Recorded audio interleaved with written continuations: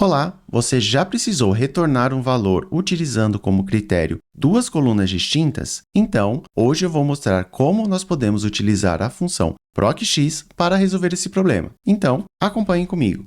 Veja, aqui eu tenho na tela uma tabela com a informação de código, produto, fornecedor e preço e queremos retornar o preço com base na informação do código e do fornecedor ao mesmo tempo. Então, vamos lá. Para isso, nós vamos utilizar a função procx. Então, vou iniciar com um sinal de igual e vamos colocar aqui, procx. Legal! Como chave de pesquisa, ele está me pedindo as informações. No caso, eu tenho duas. Então, eu vou selecionar a primeira informação, que é o código, vou utilizar aqui o operador de concatenação e vamos selecionar o nosso segundo argumento, que é o fornecedor. Legal! Primeira etapa concluída. Ponto e vírgula, e agora sim nós vamos para o intervalo composto. Vamos lá. Vou selecionar aqui a coluna com as informações de código. Novamente, vamos adicionar o operador de concatenação e vamos selecionar aqui a coluna de fornecedor. Legal! Ponto e vírgula, como intervalo de resultado, ou seja, qual a informação que nós queremos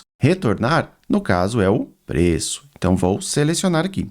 Ponto e vírgula. Valor ausente, caso ele não encontre essa informação, o que você quer retornar? No caso, nós vamos colocar aspas duplas, ponto e vírgula, e agora sim nós vamos para o modo de correspondência, que no caso aqui é 0. Vou fechar o parênteses e dar um Enter. Note que ele deu uma informação de erro. Por quê? Vamos observar.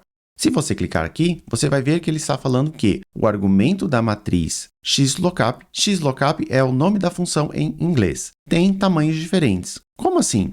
Vamos lá. Se eu entrar aqui dentro da função, note que aqui, como argumento, eu estou selecionando apenas duas colunas.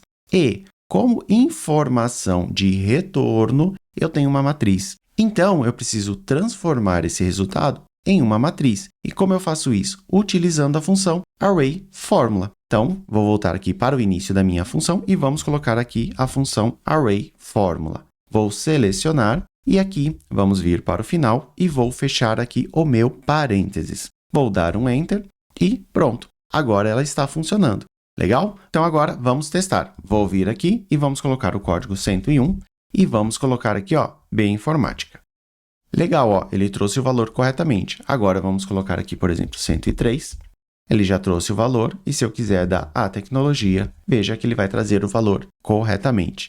Gostou desse conteúdo? Então não esqueça de dar um like, se inscrever aqui no canal para receber mais informações sobre o Google Planilhas e comente aqui embaixo qual outra função você gostaria de aprender. Um grande abraço e te encontro no próximo vídeo!